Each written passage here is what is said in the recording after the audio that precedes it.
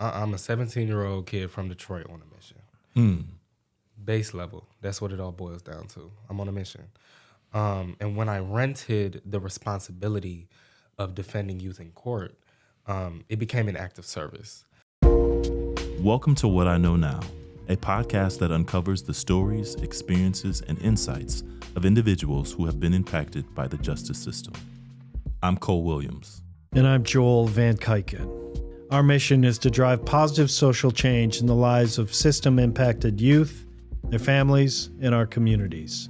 We sit down with incredible guests who generously share their lived experiences and the lessons they've learned along the way.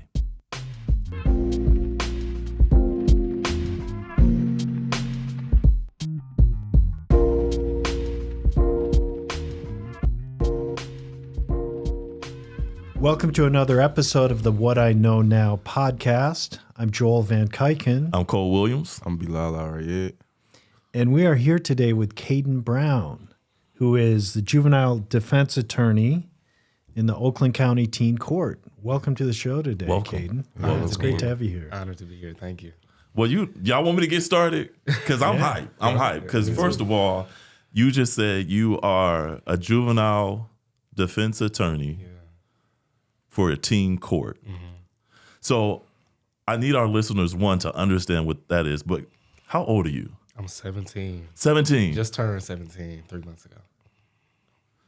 I don't know if they know. Man. Yeah, you got to tell us. So could you give us a little background about who you are and how you found yourself at 16 as a juvenile defense attorney with Teen Court? Yeah. So who I am, I'm a 17-year-old kid from Detroit on a mission. Base level. That's what it all boils down to. I'm on a mission. And when I rented the responsibility of defending youth in court, it became an act of service. I originally never saw myself in a position of defense. Actually, when I first heard about the Teen Court program, I thought it was like I was going to be like the people on TV, and I wanted to be a prosecutor originally because I'm like, I'm going to just be able to rip somebody to shreds on the stands. This is real life. Okay. This is real life. It's not a TV show. So when I got into the courtroom and witnessed these mothers sobbing over their babies behind me, and their children's life is in my hands, basically, I knew that it was bigger than myself.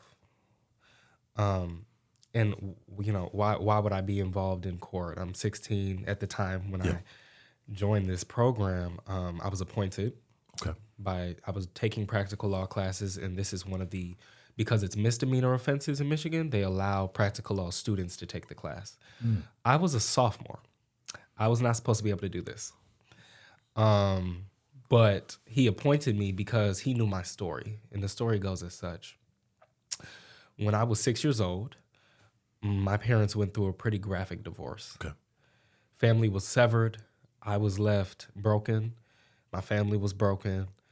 And me and my brother were being shipped around like Amazon packages. No saying where we're going, just being delivered. And I would ask both of my parents almost daily, and my dad's outside, he'll attest to this. Why is this happening? Why do I have no say in where I'm going? And him and my mother would reply, it's the judge's decision. I said, okay. And it was in that moment that I knew I was going to enter the system. Didn't think it'd be this early. But I knew I had to get involved in a system that had so much power. And I was at the bottom of the barrel. So that's what I do now. Wow. I protect youth from ending up in similar situations. Both Cole and I are a little awestruck with this. I mean, seeing yourself and then seeing others who may be going through similar situations. I mean, feeling powerless. It's just, you have become something at such a young age. And you're in a position to really make a true difference. And I guess I think we need to step back and maybe understand teen court a little bit more. Yeah, that was going to be my next question. Yeah. I wanted to interject. What are your thoughts, Bilal? Yeah, I ain't got no thoughts. It's amazing. And how you able to tell your story at 17 is crazy. Yeah. You know, a lot of people ain't got that much control over their feelings, and the fact that you're able to, you know, say that out loud and be able to open up out loud, it's amazing. And even what you're doing. Thank you. Now, yeah, you got a career already. Yeah. So talk to us a little bit about what is teen court, because a lot of people don't know. I know adult juvenile court, but I don't know anything about this teen court. I've never heard of that. So tell us about that. That's another part of my mission. That's about to get changed. Okay. Okay. But teen court is a juvenile diversion program. So when a juvenile comes through and it's their first offense, and it's a misdemeanor offense in Michigan, this program allows for them to come see a true jury of their peers. So what that means is that instead of, like you said, you're familiar with the adult juvenile detention and adult juvenile justice system. But this system allows for more agency within youth themselves in a program named after them. It's the juvenile justice system. Why are we surrounded by adults? I feel like I just want you to just repeat that. No, honestly. They need like a bar thing. Yeah, we need something that, because no, that's a really good observation and a really good question. Yeah. Like, it's completely intimidating. And I'm not the one on trial. But I'm intimidated walking into the courtroom. Well, I was, not anymore. But I was intimidated walking into the courtroom just because I know its history. And I know that it hasn't yet lived up to its name as the justice system. So it became my responsibility to make sure that these youth had somebody who looked like them advocating on their behalf. Because not everybody knows how to. Yeah. Not everybody knows how to. Yeah. So in my opinion, it's a legal necessity to have somebody, that's what the Constitution guarantees, if I'm correct, that we have a jury by our peers. And our peers are not 40 to 50-year-old adults. Yeah. The societal, cultural context is misaligned here. And so the Teen Court program has been 90% successful in reducing youth recidivism. So 90. One more time. 90. Okay. I just want people to hear that. 90. 90% successful. Every single youth that comes through this system does not return unless they are on the other side of the bench. Why? Because true rehabilitation, it's not a punitive measure. When we send a child to teen court, it's because we want them to do better. We want them to be able to walk away changed. Because everybody makes a mistake. Yeah. And I make sure that's clear in all of my closing arguments. Everybody makes a mistake. But we have to make sure that our youth are being protected. And the best people to do that is other youth. It makes sense. Yeah, right on. It just makes sense. Right. I have to imagine a lot of work goes into this. How do you balance everything? You're a student, you're a 17-year-old young man. I mean, how do you get it all done? One thing I've come to realize within my advocacy work is that when you're called to a purpose greater than yourself, it's not about you. So you have to be willing to sacrifice some of your own personal liberties for the liberation of others. And so that's my mantra. I'm willing to give up some of my free time to free others. It's just that simple. And so Joel only mentioned two things, right? Tell us more about who you are, because I know you have a nonprofit. I do. and you have a media platform that discusses challenges and issues. Yeah. Tell us more about that as well. Absolutely. So this really segues perfectly because I started the Trespass Project a month or 2 months after my first court appearance. And as soon as I stepped foot into the courtroom, I'd been hearing, Katie, you need a podcast, you need a podcast, you need a podcast. You need to speak because when you speak, people listen, things get changed. Okay. After my first court appearance, some backstory on that appearance. Let's just go there first. I was appointed to represent a misdemeanor retail fraud case, and that was April. I had less than 24 hours to prepare that case. Less than 24. Because the person who was supposed to be the defense attorney, because I told you I wasn't supposed to be in this position at all. Right. The way the Lord opens doors. This person got sick. They said, Cayden, you're next in line. I said, I'm a sophomore. They said, you're next in line. I said, okay. Less than 24 hours to prepare the case. I went in there and won. And I knew that it wasn't my power. That's when I knew. Because if I would have had preparation time before, I would have maybe attributed that to my own whatever. For me to have less than 24 hours and win a case against a law student in college, a calling. So after that, I figured out, I was able to observe the magnitude of the courtroom and what can come out of that.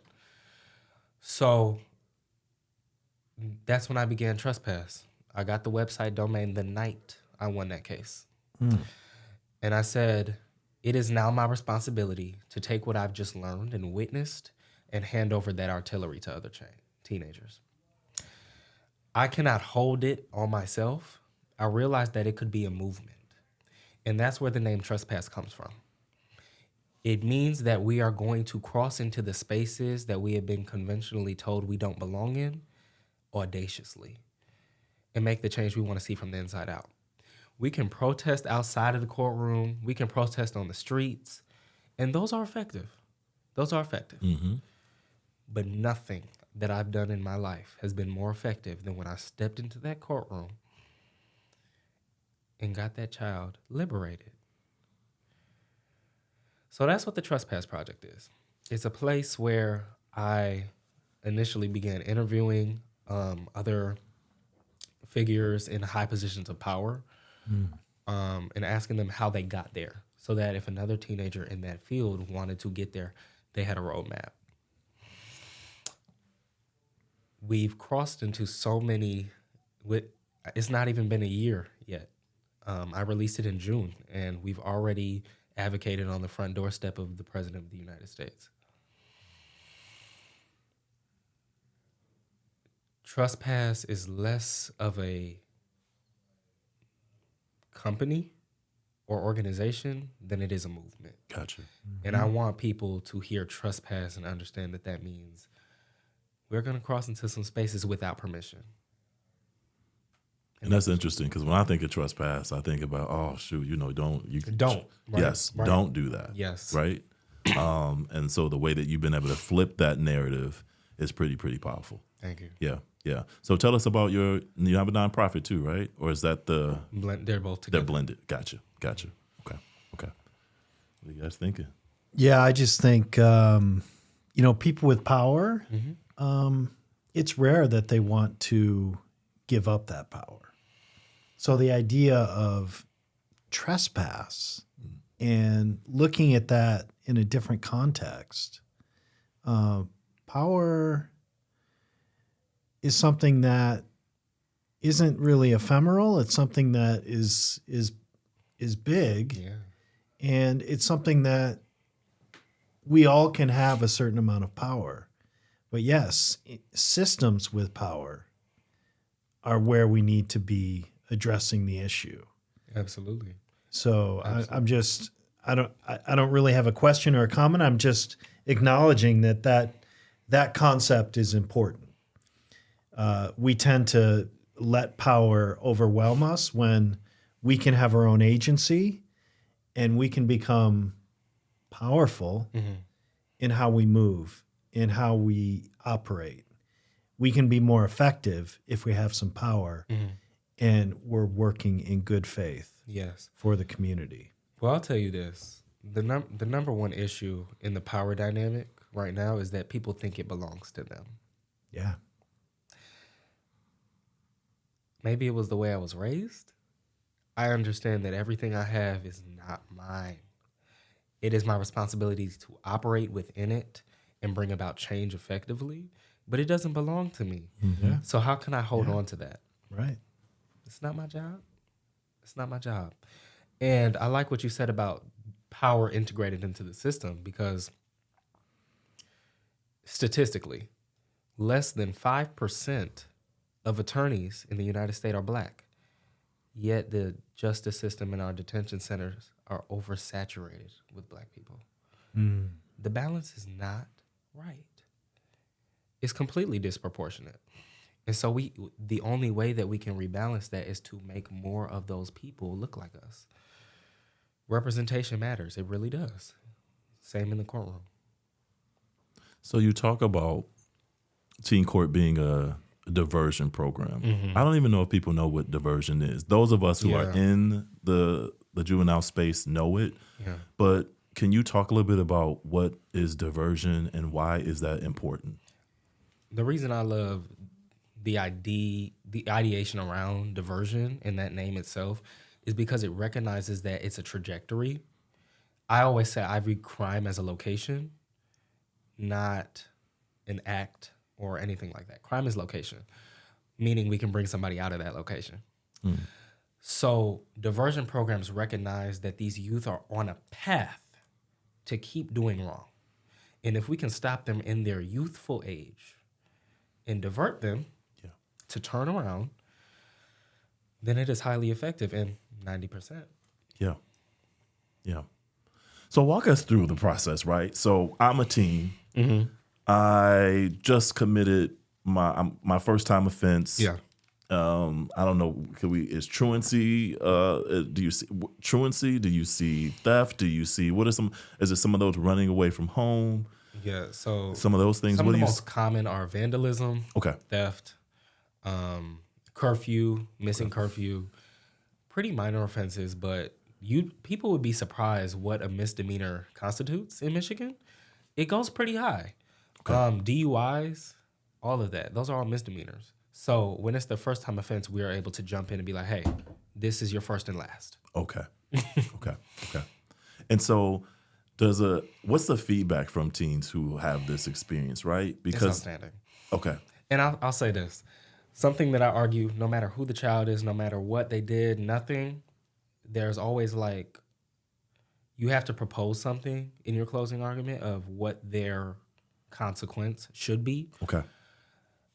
What I always propose is that they should return to this courtroom, but they're going to be sitting next to me next time. They'll serve on the jury next time. They'll do something else. And I always said to make sure that the next time that they are in this courtroom, it is for that purpose. We will no longer see them on this side anymore. I won't have to face them anymore. Okay. That's what diversion programs do. Gotcha. How common are they? Not diversion programs or teen court? Well, diversion programs. I mean, diversion programs, yeah. Because I feel like, man, we need one here. We need one. Yeah. And we need you to show us the way. How to do it. Yeah. I mean, that's what I'm seeing as we have this discussion. And how do you feel about that? Yeah. So I mean, is that something that you got to take care of where you live? But I think even with the Delta Project, we're focused on West Michigan, but we're thinking bigger. Yes. How do we impact everywhere? On a national scale. I want a teen court in Kent County. Yeah. And Ottawa County and counties that we have. Adjacent counties. Yeah. And so you're a representative of that. And so, as we exploring this, how do we move into these spaces? So I'll let y'all in on something. Oh, hey, let us in. I'm actually currently working on legislation. Okay. working with some senators to get legislation passed around this. I'm proposing something rather disruptive, and that's that some of our juveniles are actually being denied their constitutional right to a jury by peers. And so within my work in this teen court program, it took some months. It took almost a year of submersion within this web to realize these kids are being afforded something that almost the entire rest of the country is not. Yeah. And that's a problem. And they have a right to it. So what now my responsibility is, and I'm going to allow this to be a Trespass Project initiative, since we're talking about national movement. We are going to lead that revolution in making sure that every county has a teen court program, or else you're in violation of the Constitution. Can we all just come on? Raise your glass of water. Yeah. Come on, man. Come on. But one thing I noticed, I mean, it shouldn't be a revolution. You know what? You know that? And it's in the Constitution. Correct. It shouldn't be, but a lot of things shouldn't be. Exactly. Come on. Gotta be. Come on. Yeah. Gotta be. Sadly. Yeah. And it gotta be. Yeah. I like that you said that, because there are a lot of things that should not be. Right. I should not have to There you go. be a teen court attorney. There you go. I shouldn't have to enter a system at 17 years old, but I do it because there's a deficit. So when we learn to start attacking the issues at the source and stop medicating and covering the symptoms, Yeah. then we'll start to see the change we want to see. You know? Totally. Yeah. We're strong believers in systems change. This doesn't happen reactively. It doesn't happen overnight. It's a long haul, and we need to be thinking long term. And that's a challenge for a lot of people to think long term, especially when you're in a punitive system. Yes.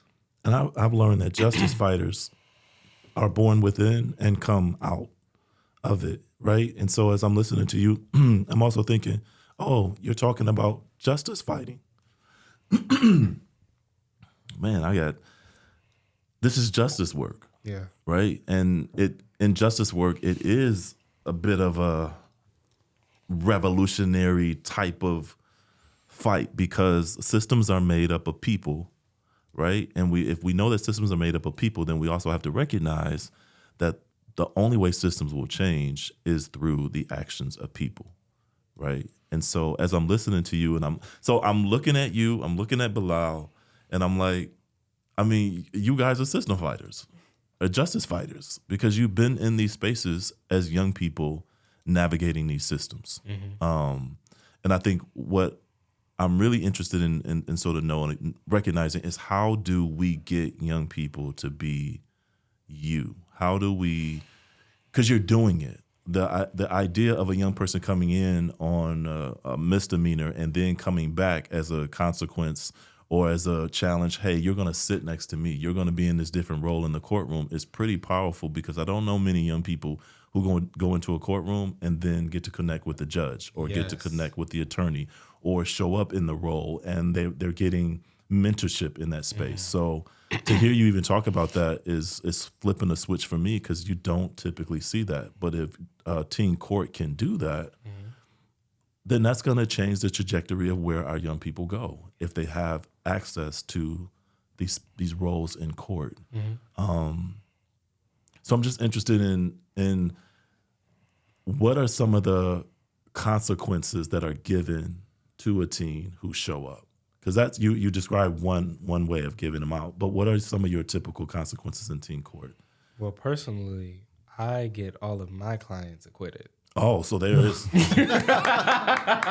Well, I don't. Okay. I'm gonna drink some water on what? They don't see time. They don't see time. They don't see time. So let me ask you this: does a young person that come into teen court, if the attorney doesn't get them off, will they see time?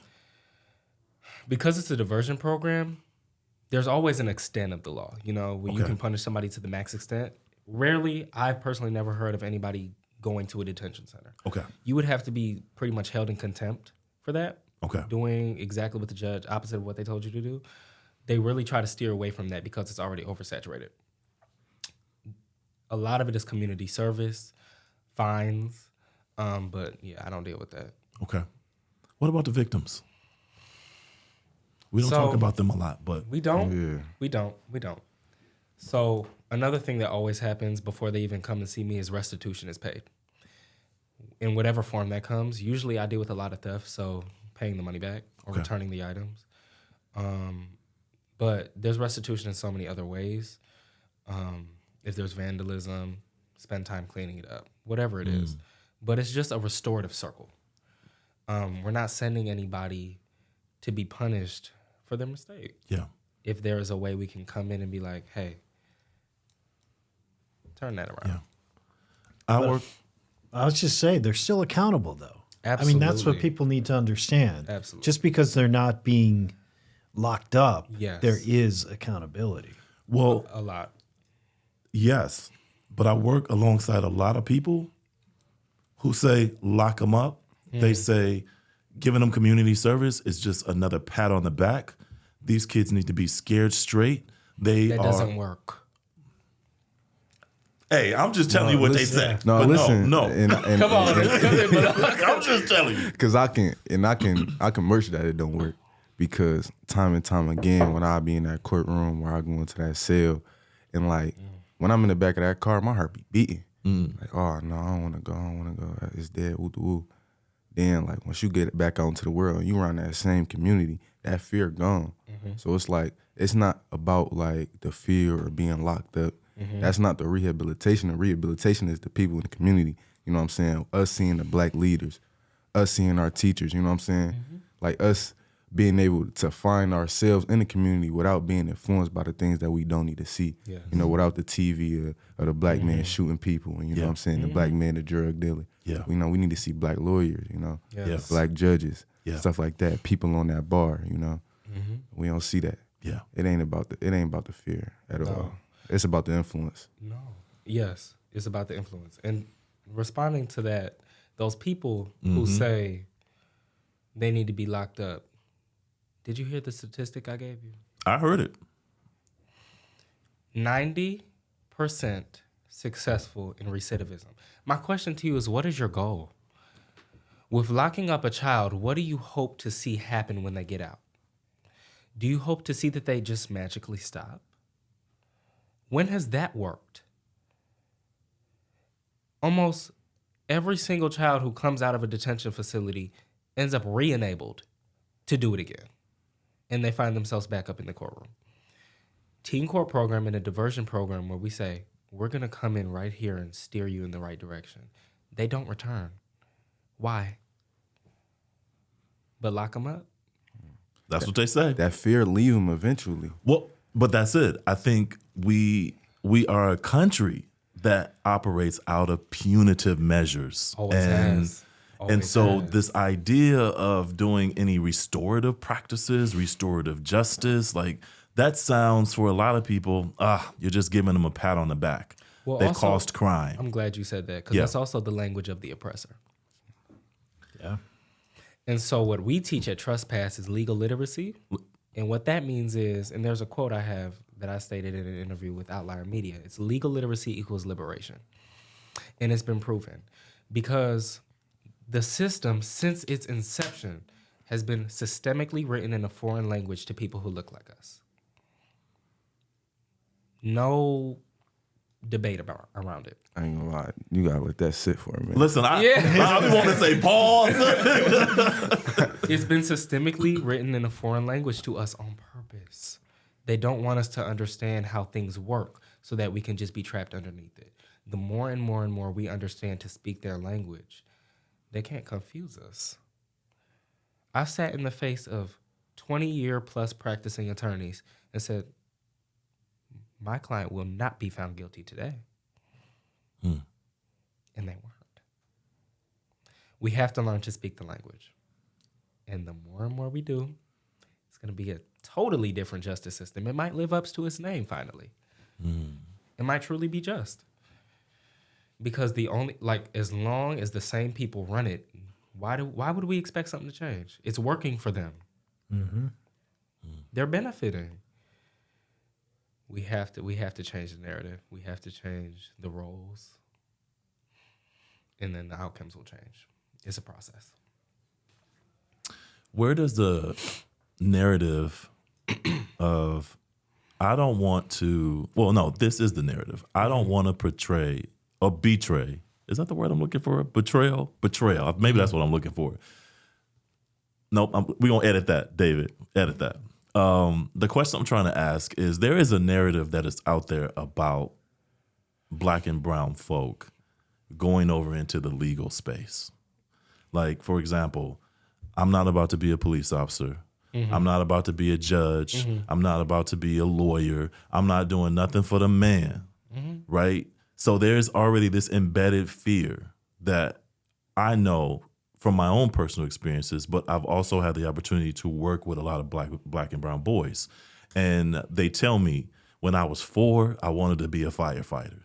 When I was 5, I wanted to be a police officer, until I saw the police come into my house and raid our house, until I saw a movie that said you can't, right? How do we begin to shift those narratives that say you can't be those things because that would be a betrayal to your community? Absolutely. Well, that'd be a direct contradiction to all of my work with the Trespass Project. We're no longer doing this thing where we avoid being in proximity to the systems that have historically oppressed us. We know the history. We know. And I totally understand that point about not even wanting to get close to something that has hurt our community so badly. But if you want it to stop,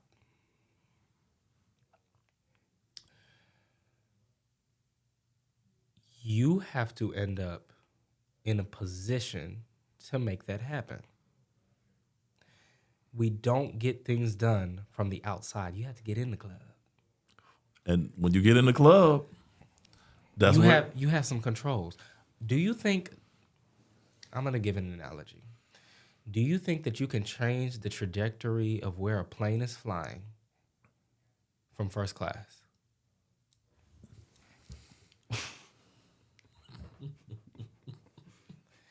Get in the cockpit. It's that simple. It really is that simple. And I understand, again, the system is enigmatic. Yeah. Legal literacy. Step 1. Understand. And we break this down on Trespass. There are so many different intersecting oppressions that beat on us. I understand. Yeah. Remember who our ancestors are. We are not, we have never been a people that just sit down. Yeah. We have blood running through our veins today that are of resistance and rebellion and resilience. Yes. I think, listen, I don't know might if be I here could, a minute. I don't know if I can follow that up, but I know, like, with the change, and this is just my opinion, me personally, I think a lot of it has to do with, like, misinformation or not having enough information. You know, Yes, absolutely. A lot of black people, they realize that, we was in slavery. That they don't know the exact amount of years we were in slavery. They don't know the Willie Lynch letters. They don't know exactly what happened. You know what I'm saying? They don't know that a lot of our names came from these slave masters. They don't know the deepness of the slavery. And also, a lot of people don't know that we can police our own neighborhood. We can govern our own neighborhood, like how, colleges, they have their own police. You can apply for that. Like, you can legally apply to police your own area. And I don't think people know this. And I feel like that is somewhere that people can start. They got all these people, all these hoods and all these gangs, but you can literally have your own police, and the police won't mess with y'all. Y'all can have your own guns legally. You know what I'm saying? And police your own area, but I don't think people know that. And I feel like if you don't want to be a cop, why don't you be your own neighborhood? You know what I mean? You don't got to say cop, but you can Home protector. Right. Yeah. I really like the way you just came in because, again, even within our own community, we believe that Black history started with slavery. Right. Literally. And I'm so sorry to break it to you, but we were kings. Yeah. Yeah. Back home. Yeah. Yeah. Kings. We know how to run a nation. We know how to run a continent. Yeah. Wakanda's a real place. Hey, don't. Just because I'm we trying understand. I'm trying to keep it together. Listen, we understand we were stripped from our home. Mm-hmm. That doesn't mean we have to forget that as our home. And that also doesn't mean that we can't apply those same principles here. Yeah. We built this country. Yeah. It's time to run it. Well, I just got to say this, right? Because I always get hit with my big African proverb. Look, I saw it. I knew exactly who you was when I saw you. When I walked in the door and I said, okay, he's rooted, right? And so there is this African proverb that speaks to the idea that when visitors come into a community and they meet the elders, the first question that they ask the elders is how are the children? And if the elders cannot say that the children are well, then that is an indication of the harvest of the community, like what can happen in that community, because the children are the future. And so as I'm listening to you talk about teen court, for me, I feel like that's the important part of like shifting the system and making change. Well, if we want to see a trajectory of children doing well in our community who find themselves in the juvenile justice space, why aren't we creating courts like the teen court to be able to support them in that way? So, because you're saying 90% of kids with support, rehabilitation, we're talking about restorative justice circles and practices. That's not what people typically think about when they think about the juvenile justice system, right? And historically, we have seen that that's not true. So knowing that all of this legislation has rolled out, come October 1st, the state of Michigan will be working and have been working very diligently and really shifting the way that we do juvenile justice work in this country. I really, really hope that teen court is a part of that discussion, and that not only the discussion, but you are at the forefront of making sure that all of our state understands the importance of teen court and that they're working alongside you to create that. So I don't know who's going to hear this and see this, everybody, but I hope that they are listening to you, and I hope that they're listening to you, Bilal, because I think you represent the change that we need to see. And you're absolutely right. Us guys, we have proximity, but people need to see it and hear it from you guys.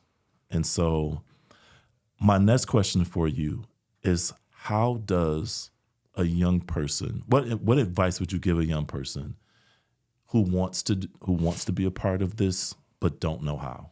And I guess that's I'll open it up to the both of you. What does it take to push past? Because this is courage work too. You have to be vulnerable. How does a young person step into these kind of thoughts, these processes, this if they want to change but they don't know how? How do they do that? What advice would you give to a young person? I'm gonna let you attack that real quick. All right. I would say first they gotta learn. First they gotta read. It took me a lot of reading and writing to actually be able to be comfortable with myself and who I was. You got to be able to be comfortable to not let, outside influences influence you to be you. You know what I'm saying? Because can't nobody make you be you. You can only be you. Don't nobody know what's going through your head. So like reading and learning for sure. You got to expand your mind, because like day in and day out when we in these communities, when we in this hood, we see the same thing. We see the same corner. We see the same stove. We see the same streets. But we don't realize there's a whole nother world out there. So that inhabits them to be able to make some of the decisions that they make, because, okay, I know I see this corner, I see this, but I see this corner, I got $1,000 on me, I got money. No, that's not how it is, because in the real world, $1,000 is not nothing. Yeah. You know what I'm saying? If in 20 years you ain't got no 401k, you ain't got nothing. If you don't know what a Roth IRA is, you don't got nothing. If you don't have a whole life insurance, you don't have nothing. Do you understand stocks? Do you understand bonds? Do you understand these different types of things? And when we see in the same corner, we seeing these same things over and over and over. We don't know that we can actually, get our life paid for after we retire. You know what I'm saying? We can see a whole different world. So I think it's important for people to understand that your corner is not the world. Your city is not the world. I like that. Wow. I like that. Yeah. Your corner is not the world. Yeah. Yeah, man. The only thing I would add to that. Wow. The only thing I would add to that is don't think that you have to change the entire world in one night. Understand, me and Bilal have been here, even though we're young. Me and Bilal have been here. I started, my first act of advocacy was telling my principal, no, we're going to get that policy changed. We're going to get that policy changed. In 6th grade, that's activism. Activism and advocacy is at every stage of power. Understand the dynamics and understand that you have agency everywhere you roam. That is so powerful because most of the young people I serve, they are very strong-willed. They don't like the word no. So That's a good first step. push back on things that they don't believe in. They challenge people on the things that they say. They challenge their parents. And I find that most adults want children to not push back. Just do what I told you to do. Because I told you to do That's it. a whole nother issue. Gen Z is not accepting that. No. Whoever's listening. No. We're not accepting that. I know. You're going to give me an explanation and a thesis statement. Yes. Yeah. Yes. And then we're going to re-annotate it Yep. until we're both in agreement. So what you're talking about is partnership, relationship. Empathy. Yes. Empathy. Yes. You have to lead with empathy. Yes. Or you're doing it wrong. Yeah. That's a hard pill to swallow for most adults. Chop it up. Get it down. Yeah. Because it's coming. Yeah. Like, and this is the thing about youth on the rise. Eventually, we're going to be the only ones left. Like, eventually, Gen Z is all that there's going to be until they have kids, and it's just going to get passed down our ideals and what we think. So, Yeah. just get ready, guys. Yeah. Just Right on. Get ready. You might as well go with the wave, because it's Well, going and to happen. help make impact. Yeah. Let's get ready to make impact. We don't need status quoism. No. No. It's not helping us. No. This has been an amazing conversation. Yeah. I don't want it to end. Yeah. Yeah. Yeah. It was awesome raising consciousness with you guys on this topic. Thank you for listening. Check out our programs on the Delta Project's website, thedeltaproject.co, and be sure to follow us on Spotify, YouTube, or wherever you get your podcasts.